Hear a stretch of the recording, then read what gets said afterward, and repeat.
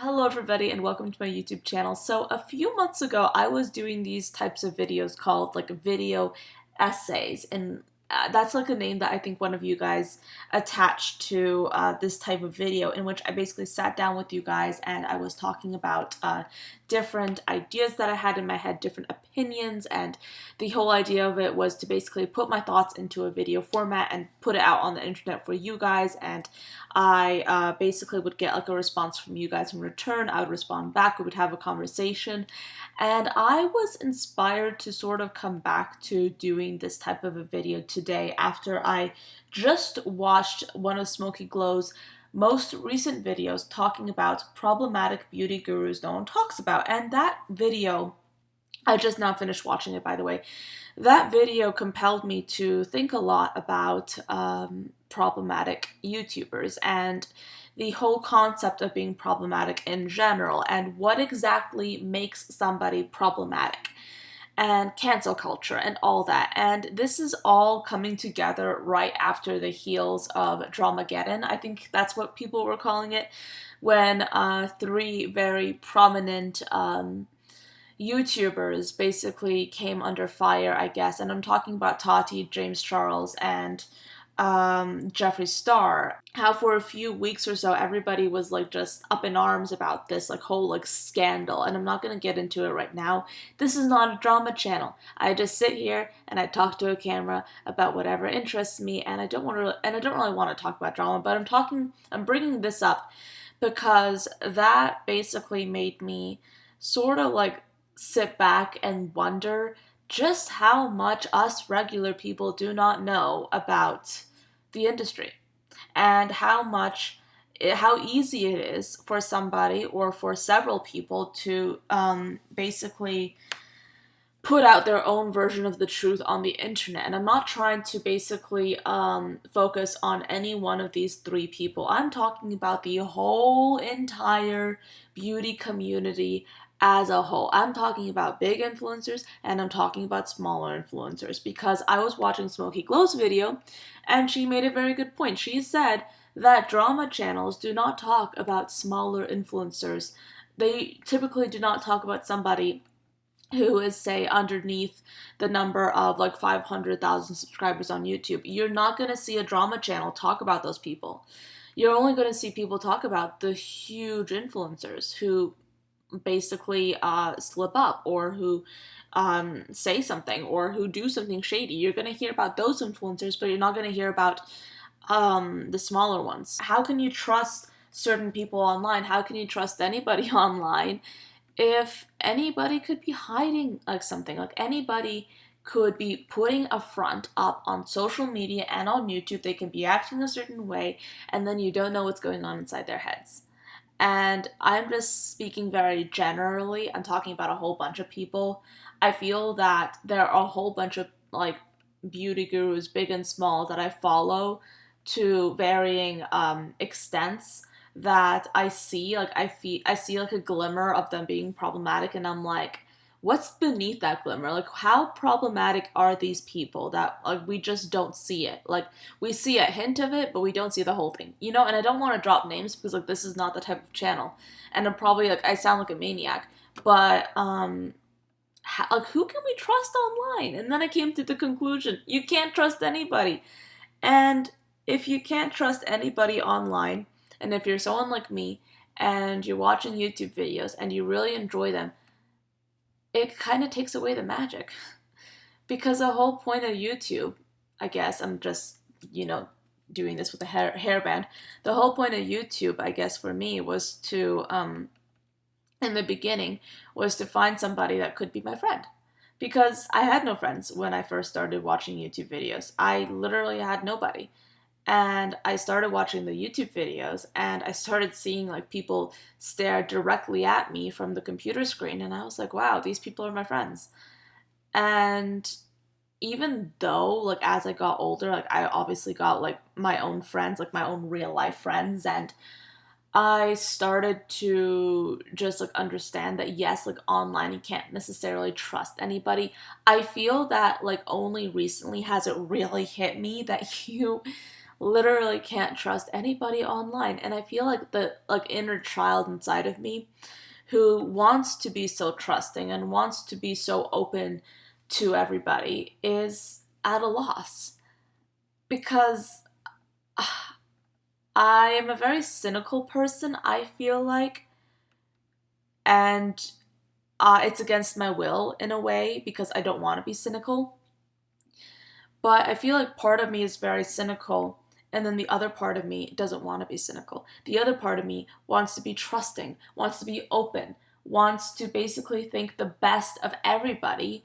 And then the cynical side of me is like, well, everybody is awful. And that sounds really dark and that sounds really extreme, but like, I don't know. I'm just like sitting to a camera and I'm just ranting. Okay, who can you trust online? And if you can trust, and if the answer is you can't trust anybody online, then where's the fun in that? Like, what do?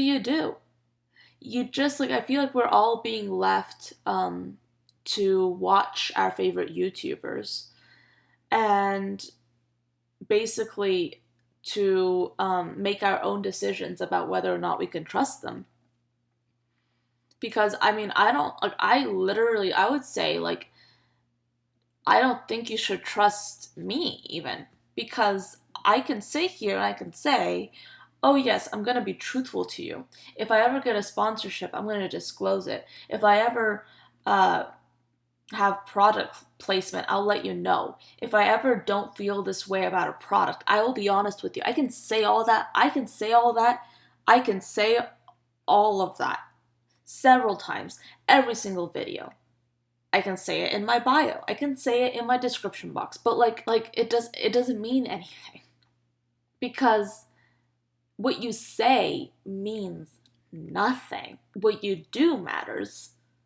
But sometimes with certain people, and I guess with a lot of people, what they say directly contradicts what they do. So you're left basically looking at a person that's talking to you from a screen, and you hear what they're saying. And if you're me, you want desperately to believe that because you see this person and you feel attached to this person because you've been watching this person for like a day, week, month, a year, more, and you want to see the best in them. And you hear them say all these lovely things about how they'll never sell you out. They're always here for the fun of it. They're not here for the money. They're never going to be a sellout. And then you see, like, you actually see receipts of what these people do, or you see something that vaguely looks like an ad and it's not been disclosed, and you wonder what's up with that, or you see this person and you see that there's nothing wrong with them, but then you're like, what if there is? Like, how would I feel then? And yes, I'm like being very ranty, and I'm just like, I know, going off on a tangent here. And maybe you've already clicked out of this video. But I feel that we're like sort of like ending this decade, right? Next year it'll be 2020. 2019 is almost half gone. I feel that this past decade was all about having rose-colored glasses on, you know? And I feel like the culture in general is slowly becoming more and more attracted to and drawn to taking those rose-colored glasses off. And in some cases, it's great because I mean, like recently, I've been seeing like this ad for Estee Lauder Double Wear, and I see like this ad, and in this ad, you have real people, like real looking people, putting on this concealer in a real looking way. They're talking like this entire ad. I mean, I'll try and link it down below. I'm not gonna put it up on here because I mean, I don't really think I can put like an entire ad in a video. I don't know if that's right, but this ad is a complete departure from like the perfectly airbrushed ads that we were seeing like several years ago, you know? So like I feel that yeah, like companies and people are getting more and more knowledgeable about the fact that the typical person is more interested in the truth now than ever before. But I still feel like in my heart, I feel that a little part of me wants to like see the best in people, and a little part of me, a big part of me, wants to believe what I'm being told. I want to believe that every single person I'm watching will never lie to me. I want to believe that people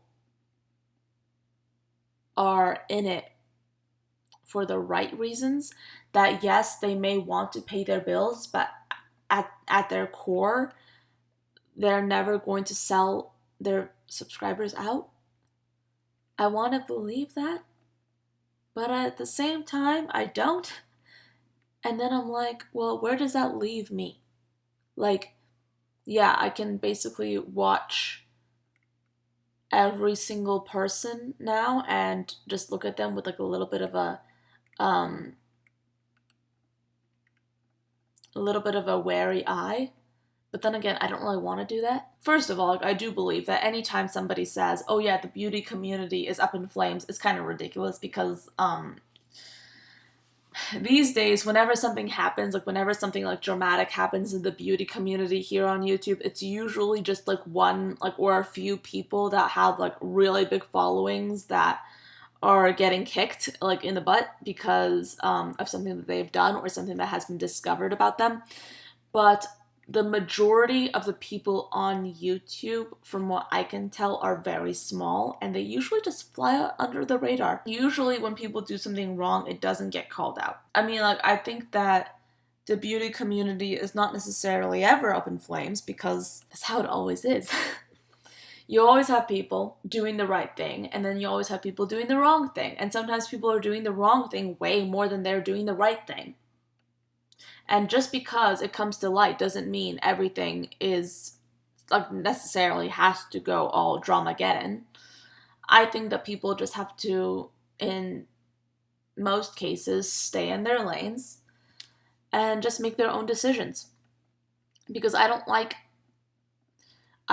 seeing like mob mentality, if that makes any sense. I am more interested in being presented with the fact or presented with something that is the closest thing to a fact and making my own decision and not necessarily having that decision look like it's that serious. Because I mean, yeah, it's YouTube, it's not that serious, it's not that deep. But at the same time, like I want to watch YouTube and I want to know that every single person I'm watching is wonderful. But at the same time, nobody's perfect. And yet again, like I shouldn't expect everybody to be perfect. I mean, when I'm talking about perfection in this sense, I'm talking about perfection of character. Um, I don't really necessarily care about external perfection at this point. I care more about, here. But then again, if nobody can be perfect on the outside, there's no way anybody can be perfect on the inside. So yeah, I mean, that's just where I'm going to end this video because how long have I been talking? I've been talking for almost 20 minutes, almost. So hopefully I'll be able to edit this down. I don't even know if I'll post this. But of course, I would like to do more video essays in the future, and I'd like them to be a little bit more organized because, I mean, usually what I do with video essays is I just like type out like a list on my computer, like a list of points I want to hit. But like this was just like completely organic and I didn't necessarily have any points I wanted to hit because I just was like reacting in the way to my own thoughts. But let me know your thoughts down below. Any response that you have to this video would be appreciated and I will get back to you. I will, of course, be responding in the comments. But yeah. Thank you so much for watching. I do hope you enjoyed this video and I'll see you next time. Bye guys.